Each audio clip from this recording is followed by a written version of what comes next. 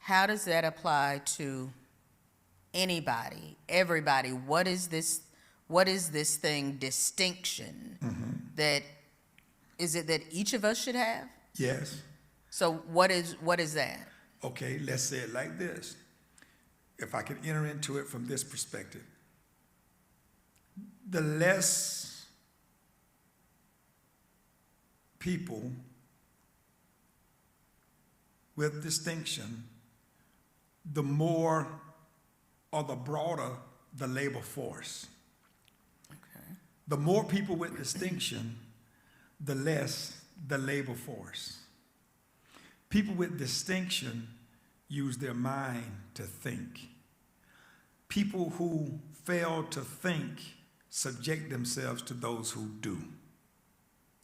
Noah was building something that others should have appreciated, but because they had no personal distinction, they lacked purpose.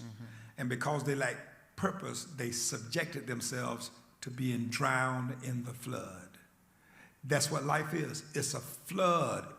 It's an alley of flooding events for those of us who never gained the reference of personal distinction. Okay. Those of us who gain distinction are found somewhere in a store on a shelf waiting to be purchased. Those who don't, we're just kind of out in society doing things at random, and we're like sitting ducks waiting on someone else to tell us what to do. Okay. And so the life demands distinction, and that's why he says, where there is no vision, people perish. Now, God said that, which in essence means people in the kingdom, if they have no vision, Right. they're subject to perishing. Yes, sir. People with good jobs, saved or unsaved, black, white, yellow, red. Doesn't matter what their cultures are, what their classes are. You can happen up on wealth, but it does not, wealth external does not make you wealthy internally. You still don't know how to spend you. So Right. you end up like the prodigal son, taking the wealth and bringing yourself to the nothing that you have acquired in life because you still don't know how to see you. So tell me, what do you think Noah, what space did Noah have to be in to hear God talk about, for the Lord to tell him about rain? I don't even know if the term rain, It had not even surfaced. hadn't been instituted, hadn't been. No. So there's this abstract, so to speak, thing that God is talking about, but Noah is in such a place of receiving that he can, I would assume, you tell me, visualize. Right. He can envision because of what kind of place is that? It's a place of open-mindedness, that's all. When you're open-minded, you're hungry. And when you're hungry, you're blessed and fortunate because that's the mind that God speaks to. Doesn't mean that you're full or you're filled. It means that you're open, you're hungry, you're void, you're empty. But you honor the fact that there's more to life. So you live in this desiring quest for more. It's a hunger, it's an insatiable appetite for more. And so then the Bible says, blessed are they that are hungry and thirsty for something more. Something that aligns with something greater. I'm saying it a little different. Rather than, we always go straight to church with everything we quote. Right. Blessed are they that are hungry and thirsty for right. We got to put it in church. Blessed are they, he says, they're going to be envied eventually. Enviable are those who are hungry and thirsty for righteousness, for I empower them through their filling. I will fill them. So when you can acknowledge your hunger, God can acknowledge it as his responsibility to fill it. So then what leads to a lack of hunger? What leads to people not understanding or the importance of, I guess, showing up hungry before God? What makes us think we don't have that need? Preoccupation with life, consumption, with things and people, not knowing how to properly function, and not getting involved with people or situational inquisitiveness, people who are inquisitive, desiring to do something different, or not allowing the environment to be a stimulus to a thought about something different than you're accustomed to. Being afraid to function around those who challenge you to be different. And what about, is it also being afraid to function around people who don't expect more? Like, because Yes. you talk about the challenge, That's- but sometimes it feels like there's more fear of not being average, normal. There is a security, I talk about that in the book. There's a security that people have emotionally and psychologically with the ignorance of how to, even though they have failed countless times, there is a security with familiarity that does not come with things that's unfamiliar. So they keep doing what doesn't work because they don't want to try something different. They're more afraid to try. It's called taking risk. And that's why a And lot you're of us... all in all my questions. Okay, So, no. Yeah, but you're Talk, good. but it may come back up. Okay. I may have a different, but keep talking. But it's the reason why a lot of us do not walk by faith, because nothing is going to challenge you to take risk like faith. Okay. I mean, faith has multiple definitions. I think I put them in the book. A lot of times people just say faith is the substance of things, hope for the evidence. There's a law of faith. There is, there are just so many avenues of faith that we have to reckon with. I think in that chapter I talk about everything faith. And so the reason why that's important is because the Bible says whatsoever is not of faith is sin. Now, it doesn't mean, like, there it is again, religiously, like I'm sinning because I'm not walking by faith. It means I'm depending upon my lower nature, which means that I have not subjected myself to God's way of doing and being. And I haven't learned to depend upon God. Okay. So faith requires us to trust in the Lord, Proverbs 3:5, with all of our heart. It demands of us the substitution of our understanding, which is the only thing or all that we've acquired in life. So God is all that in a bag of chips. He wants you to trust in him over everything you've ever understood. And do not lean to your own, what you own, your own understanding. Now, if he takes a man's understanding, he's got to be God enough to really substitute swiftly, because we're blind and most miserable. Therein, I stumble upon the mysterion.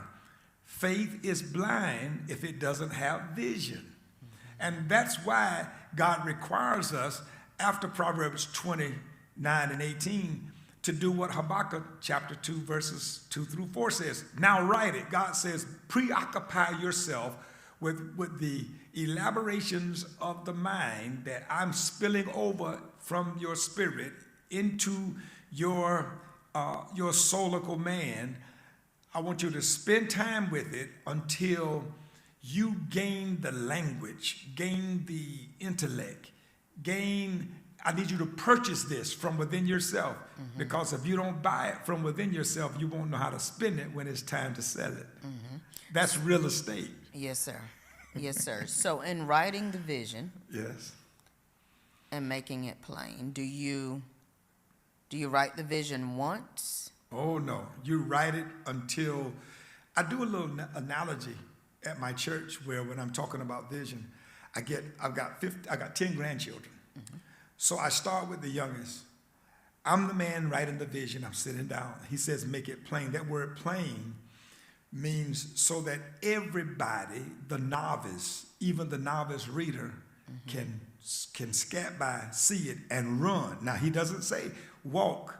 Right. They can read it and run, which in essence means they're going to leave your presence very insightful about what to do next. So it means that God wants you to be a great planner, but he wants to plan through you by walking you down through the telescopes or the telescopic chambers of your own mind and the elaborations of your own spirit. He wants you to spill it out. There's this connection between the mind and the hand that makes the man technologically savvy. Okay. When one can record what God is saying in the mind with the hand, it gives birth to what's called procedural grace. Okay. Procedural grace is the ability then for a man to take what was complicated and difficult and walk it out with simplicity, because by the time his hand writes what his mind has shown him, Noah with the ark, build it, he gives him all of the elaborations, and eventually he has detail to the point of a nail, one single nail. And by the time Noah is finished, now he's made it so plain till those sons of Noah would go nowhere but with dad, because they can see as well as he. Okay. When my grandchildren walk by and look at what I have written on my pad, they look at it and know exactly where granddad is headed and what their part consists of. Okay. So not only am I a man of distinction, I've given them distinction as well. So, now, here's what he really means, though. He wants you to understand, in your patience you possess your soul. Most of us are so consumed with life. Let's just say it again. He wants us to understand that, in your patience you possess your soul. Okay, break it down. Most of us are so consumed with life and so consumed by life till we think if we don't hurry up and get to that nothing first, that we're not going to be made better, even though every time we get to it, it never makes us any better. If anything, it makes us worse, or it lets us be the same. What vision was supposed to be was something that prioritized, that when we prioritize it, we're prioritizing it because we refuse to go out in life as someone without distinction, because things out in the environment without distinction can be purchased for almost nothing. Okay, let's do this. Give some distinction. Calvin Klein, you see a lot of people wear them. But by the time you get to Louis Vuitton, one is just as distinct as the other, but one is more for the general population. The other is for a higher echelon, right? Yes. No problem with either. It's just that those who desire to just be common, they don't purchase different. So you can buy them for practically the same thing. You can buy all the commons. Now, I pray that this word common, the way I use it, is not an insult. Right. But it can be used for motivational purposes. I don't care, because at the end of the day, too many of us have no aspiration to be ourselves. It's so important that we learn our difference and begin to bed it and abide in it, so that as we are embellished by it, we become the prized essence that God intended for us to be all along. Because if you're not careful, God will literally make a promise to you, take you to the fulfillment of it, put you right beside it, and if your mind, the part you do with vision, write it down, make it plain, regurgitate it. Listen, tear it up, get familiar with all of the language, deal with all of the intellect, word by word, sentence by sentence, paragraph by paragraph. Keep breaking it down. Succession. Go back. Cognitive. What was the generation of that word? What generated? How did those two words syntactically arrange themselves together? What makes them the construct proficient for that sentence? Before we go to the next, and you keep laboring with it until you develop a sense of intimation that births priority. And while it's birthing priority in you, it drafts parameters for your functionality. It stains your consciousness to a point where you could care less what people think about you. You could care less about how life deals with you, because you know who you are. And when you know who you are in the eyes of God, the first thing you understand is why you can trust him with all of your heart. Because he allows you to go through tests and trials. And that's why he says the trial of your faith is much more precious than gold. He allows you to go through tests and trials that reflect the parameters of vision that's been drafted for you, that as long as you operate within it, you get better, you grow, you increase, there's a sense of peace and authenticity that's born in you. And here's what happens. See, a lot of people have no real peace either because peace is a result of your authenticity. Mm-hmm. The closer you are to your authenticity, the closer you are to peace. Yes, the farther you are away from your authenticity, the more difficult it is for you to get peace. So you can do a lot of things, and they seem to be things that are manifestations of a reality that God desires that you participate in, and you're the only person that gets no fulfillment from it because it really wasn't for you. Right. Life without distinction means then that we do a lot of things that's just simply not us. Okay. And God never required them of us. Right. So even when you talk about and I guess that distinction is then poured out onto the paper. Yes.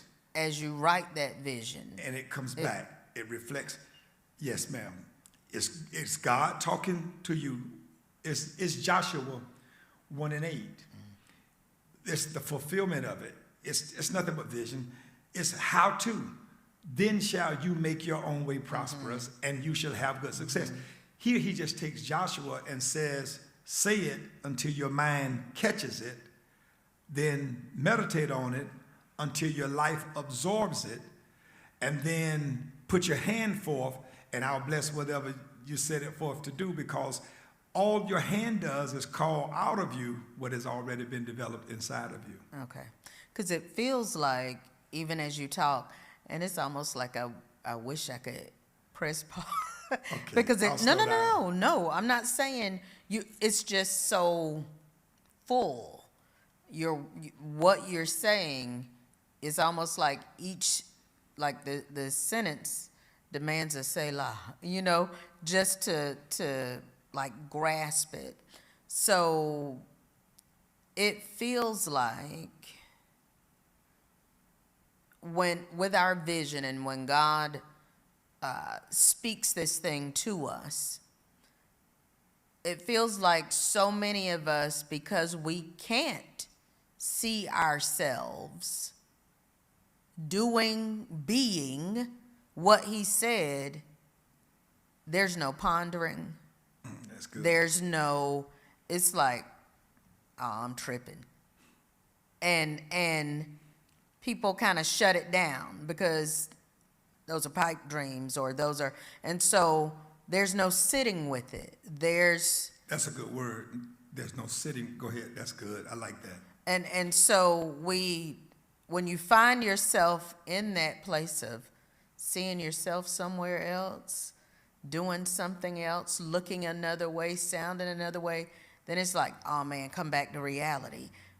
But we miss that is reality, correct? That was your call to the real you. That's how God called me to me. That's why I walk in so much peace. And that's why I walk in such fearlessness.